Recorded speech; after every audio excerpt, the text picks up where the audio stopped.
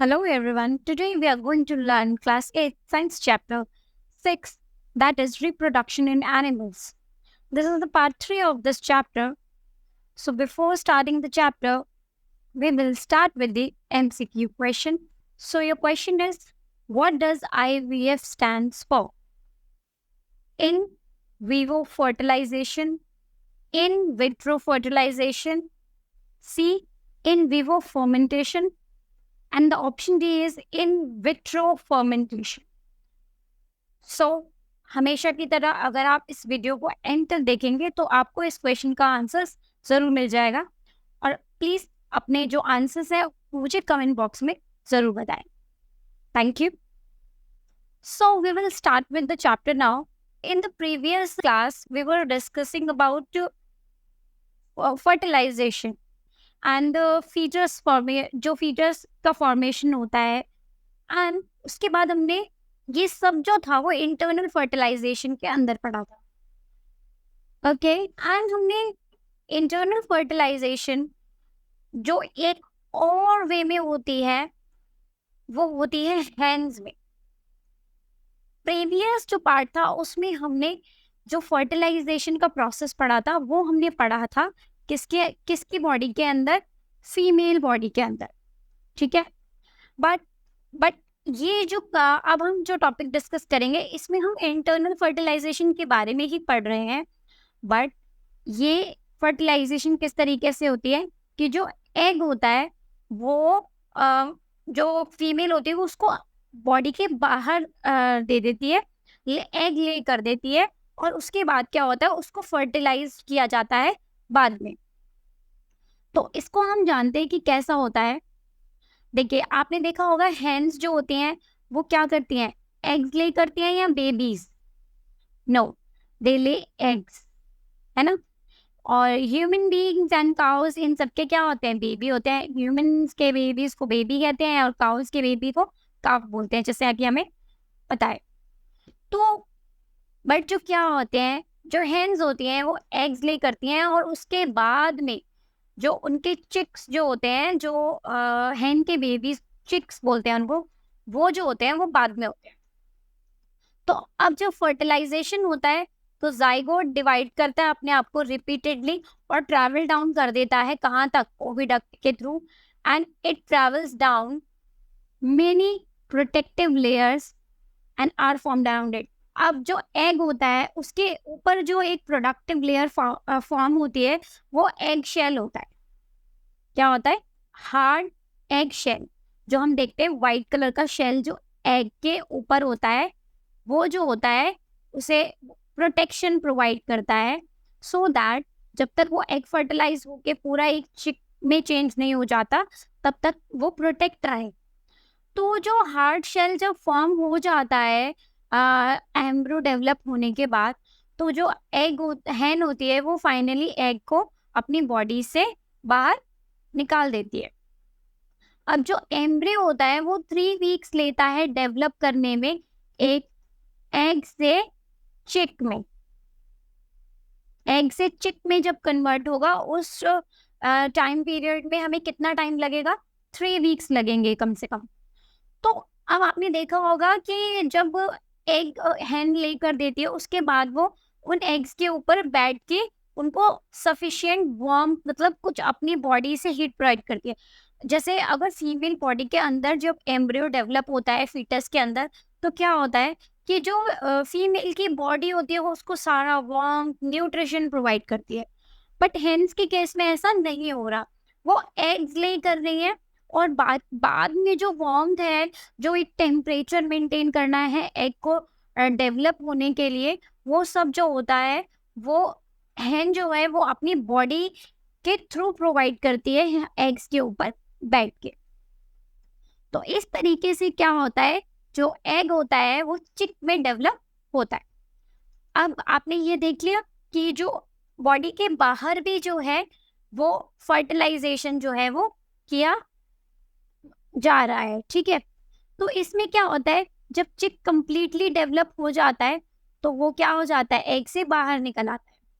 अब इसी तरीके से एनिमल्स जो होते हैं वो एक्सटर्नल फर्टिलाइजेशन में भी क्या होता है, अपने आप को रिप्रोड्यूस करते हैं। अब वो कैसे करते हैं, इसमें क्या होता है, जो एम्ब्रियो की डेवलपमेंट होती है वो बाहर होती है फीमेल बॉडी के, और जो एम्ब्रियो होता है वो कंटिन्यू ग्रो करता रहता है एग की कवरिंग्स के अंदर, है ना। जैसे अब ये हेन का एग है, तो अब जो चिक का डेवलपमेंट है वो तो इस एग के अंदर ही हो रहा है, और ये जो शेल है एग का, वो प्रोटेक्शन प्रोवाइड कर रहा है हमारे जो, हाँ, एम्ब्रियो हो रहा है डेवलप उसके अंदर उसको। After the embryo develops the eggs hatch हो जाते हैं, एग्स को तोड़ के वो बाहर निकल आते हैं। और आपने देखा होगा कि जैसे मैंने पहले भी बताया था कि जो टेडपोल्स होते हैं और जैसे फ्रॉग्स जो टेडपोल्स ले करते हैं, एग्स ले करते हैं, वो पॉन्ड्स में स्विम करते रहते हैं। और जो फीमेल जो क्या होते हैं, फ्रॉग्स होते हैं, वो क्या करते हैं, वो टेडपोल्स को एग्स को दे देते हैं पानी के अंदर, और जो मेल फ्रॉग्स होते हैं वो उन एग्स के ऊपर अपने स्पर्म्स को रिलीज कर देते हैं, और वो फर्टिलाइजेशन जो होती है वो पानी के अंदर ही एग्स में होती है। तो ये हमने देखा था एक्सटर्नल फर्टिलाइजेशन के अंदर। Okay, now before going further into the chapter, एक बहुत इंपॉर्टेंट टॉपिक है जिसके बारे में मैं आप लोगों को बताना चाहूंगी, एंड वो है हमारा आईवीएफ, टेस्ट ट्यूब बेबीज भी इनको हम बोलते हैं। ये बहुत इंपॉर्टेंट एक टॉपिक है जिसके बारे में हमें जानना जो होता है वो बड़ा इंटरेस्टिंग लगता है, but it is very common कि हमें इसके बारे में पता हो, क्योंकि ये आजकल जो है वो काफ़ी ज़्यादा जो है इसको यूज़ में लाया जा रहा है। देखिए, कभी कभी क्या होता है कि जो फीमेल्स होती हैं उनके रिप्रोडक्टिव ऑर्गन्स के अंदर क्या होता है, उनके जो ओविडक्ट्स होते हैं, जो जिसको हम क्या बोलते हैं, एक और नाम से हम उसको बोलते हैं, उसको हम बोलते हैं, मैं आपको डायग्राम के थ्रू उसको हम बोलते हैं fallopian tube. These are oviducts and they are fallopian tubes also. Okay. जब क्या होता है, जब आपको पता है कि फीमेल बॉडी के अंदर जो एग होता है वो हर मंथ जो एक एग होता है वो डेवलप होके यहाँ पर आ जाता है। वो किसी भी ओवरी के थ्रू आ सकता है, वो यहाँ लेफ्ट से भी आ सकता है, वो राइट से भी आ सकता है। ओके, अगर मान लीजिए एग यहाँ पर आ गया, रिलीज होके मंथली जो एग आता है, और अगर स्पर्म्स जो है वो स्विम करके यहाँ से आते हैं और इस ट्यूब के थ्रू अंदर जाके इस एग को फर्टिलाइज करते हैं, जो कि एक जाइगोट के अंदर जो होता है वो क्या होता है, कन्वर्ट हो जाता है।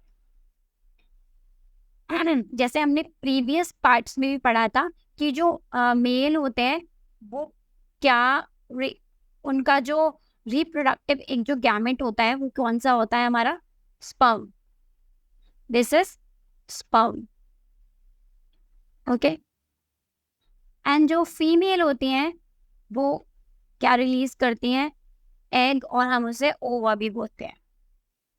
Fine, so this is the female gamete and this is the male gamete. Sperms तो मिलियन में आते हैं यहाँ पे अंदर, ऐसे ऐसे करके ये स्विम करके यहाँ पे आते हैं, इस जो फेलोपियन ट्यूब जो ओविडक्ट हम जिसको बोलते हैं उसके थ्रू जाते हैं, यहाँ पे जो एग रिलीज हुआ है उसको फर्टिलाइज करते हैं, तो वो यहाँ पे जाइगोट में फॉर्म हो जाता है। और धीरे धीरे धीरे धीरे जैसे जाइगोट जो होता है उसमें मल्टीपल जो डेवलपमेंट्स होती हैं, अपने आप को वो डिवाइड कर करके सेल्स के फॉर्म में जो सिंगल सेल होता है उससे क्या हो जाता है, वो पूरा का पूरा प्रॉपर एक जाइगोट जो है वो बनने के बाद यहाँ पर आके क्या हो जाता है, एंडोमेट्रियम में एम्बेड हो जाता है, इम्प्लांट हो जाता है।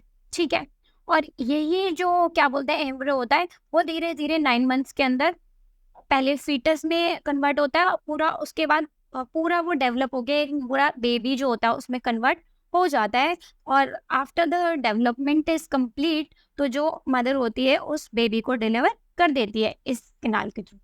ठीक है, सर्विक्स के थ्रू। तो अब इसी प्रोसेस में अब हम आईवीएफ के बारे में अगर मैं आपको बताऊं, that is IVF stands for in vitro fertilization. IVF का फुल फॉर्म होता है इन विट्रो फर्टिलाइजेशन। देखिए, इसमें क्या होता है, कभी कभी फीमेल्स जो होती हैं उनकी जो ये वाली ट्यूब्स होती हैं ये ब्लॉक होती हैं। ओके, कभी कोई भी जो ट्यूब होगी वो एक ट्यूब होती है वो ब्लॉक हो सकती है। तो उसमें क्या होता है देखिए, तो अब ये जो एग अगर फीमेल बॉडी ने रिलीज किया है और स्पर्म स्विम करके इधर नहीं जा पाएंगे क्योंकि ये जो ट्यूब है वो ब्लॉक है, तो एग तो फर्टिलाइज होगा ही नहीं। एग फर्टिलाइज नहीं होगा तो जो बेबी है उसका जो फॉर्मेशन है या रिप्रोडक्शन थ्रू फर्टिलाइजेशन है वो पॉसिबल ही नहीं है। अगर जाइगोट फॉर्म होगा तभी तो वो यहाँ आकर एंडोमेट्रियम में एम्बेड करेगा और वो फीटस में चेंज होगा, उसके बाद वो पूरा एक बेबी बनेगा 9 मंथ के अंदर। बट क्या हो रहा है यहाँ पर, ये जो डक्ट ओविडक्ट या फेलोपियन ट्यूब है ब्लॉक है, इस वजह से ये जो प्रोसेस है वो नहीं हो पाता रिप्रोडक्शन का। तो इस केस में क्या किया जाता है, इस केस में फीमेल बॉडी के बाहर ही जो मेल स्पर्म्स होते हैं, मेल स्पर्म्स को लिया जाता है और फीमेल के एग्स को यहाँ से निकाला जाता है बॉडी में से, और उसके बाद बॉडी के बाहर ही आउटसाइड द बॉडी जो भी उनका लैब और उसका प्रोसीजर होता है उसमें वो स्पर्म्स जो होते हैं और प्लस जो एग होता है उसका फर्टिलाइजेशन है वो बाहर करवाया जाता है। और उसके बाद जो फर्टिलाइजेशन होता है, फिर उसके बाद जो एग फर्टिलाइज हो गया तो वो एम्ब्रियो में कन्वर्ट हो गया। एम्ब्रियो जब बन जाता है बाहरी, उसके बाद उसको यहाँ पर यूट्रस के अंदर डाल दिया जाता है और वो जो है वो उसके बाद क्या होगा, जो है एम्ब्रियो है वो यहाँ पर एम्बेड हो जाएगा एंडोमेट्रियम के लेयर में और वो धीरे धीरे फिर फीटस में जो है वो कन्वर्ट हो जाता है, जो zygote then embryo and then जो पूरा का पूरा बेबी है वो 9 मंथ के फॉर्म में होता है। तो ये जो प्रोसेस होती है वो होती है in vitro fertilization. I hope आपको थोड़ा बहुत तो समझ आया होगा कि इन विट्रो फर्टिलाइजेशन क्या होती है। इसके अंदर क्या हो रहा है मेनली, जो फीमेल्स जो है वो नॉर्मली जो प्रोसेस है उसके थ्रू अगर वो क्या बोलते हैं रिप्रोड्यूस नहीं कर पाती बॉडी के अंदर, तो उनके एग्स को निकाला जाता है बॉडी से बाहर। ये जो एग्स होते हैं इनको बाहर निकाल लिया जाता है बॉडी से, और जो स्पर्म्स होते हैं मेल स्पर्म्स उनको भी बॉडी से बाहर निकाल के उसके बाद स्पर्म और एग का जो होता है क्या होता है उसको फ्यूज किया करवाया जाता है। फ्यूज करने के बाद क्या होता है, वो फर्टिलाइज होता है एग जब फर्टिलाइज होता है तो वो क्या हो जाता है, दोनों स्पर्म और एग का जो सिंगल न्यूक्लियस इसका भी था, स्पर्म का सॉरी और एग का, ये प्लस इन दोनों का जो न्यूक्लियस था वो एक जॉइन होके एक पूरा जाइगोट फॉर्म कर देता है ना। अब ये जो जाइगोट फॉर्म हुआ है वो जो होता है उसको क्या कर देते हैं हम बॉडी के अंदर वापस जो होता है वो डाल दिया जाता है। तो ये जो प्रोसेस होता है वो इन विट्रो फर्टिलाइजेशन कहलाता है।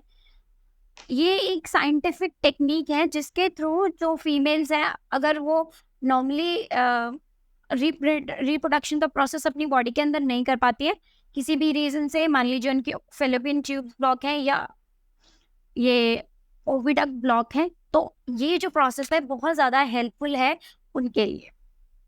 ठीक है, अब हम देखते हैं हमारे बुक में किस तरीके से दिया हुआ है। ये मैंने आपको थोड़ा सा उसके थ्रू समझा दिया है। देखिए, जो वेमेन्स अनेबल होती हैं बेबीज बेयर करने में क्योंकि स्पर्म जो होते हैं वो नहीं पहुंच पाते हैं उनके क्या बोलते हैं फेलोपियन ट्यूब से जहां पर एग रिलीज होता है वहां तक, तो क्या किया जाता है, डॉक्टर्स जो होते हैं फ्रेशली रिलीज एग्स जो होते हैं मेल्स के जो क्या होते हैं जो फीमेल्स के एग्स होते हैं और मेल्स के जो स्पर्म होते हैं उनको एक साथ लाकर वो उनको कुछ घंटों के लिए इन विट्रो फर्टिलाइजेशन किया जाता है आउटसाइड द बॉडी।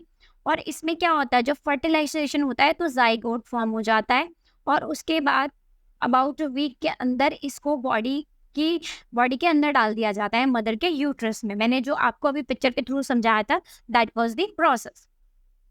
तो जो कंप्लीट डेवलपमेंट होता है वो यूट्रस के अंदर ही होता है जैसे कि नॉर्मल प्रेगनेंसी में होता है। और जो बेबीज होते हैं वो क्या बोलते हैं नॉर्मल ही बेबीज की तरह बॉर्न होते हैं, बट इन बेबीज को हम बोलते हैं टेस्ट ट्यूब बेबीज। इस चीज को लेके काफी सारी मिसलीडिंग बातें भी सुनने में आती हैं कि test tube babies and no, process बिल्कुल बॉडी के बाहर किया जा रहा है, बट जो बेबी की ग्रोथ होगी, जो बेबी डिलीवर होगा वो एक नॉर्मल बेबी की तरह ही होगा जैसे कि हम बाकी जो हमारी जो जनरल रिप्रोडक्शन के प्रोसेस में हमें देखने को मिलती है। Okay, so this is the end of the part 3 of this chapter. We will continue the rest of the chapter in the next video. Thank you so much.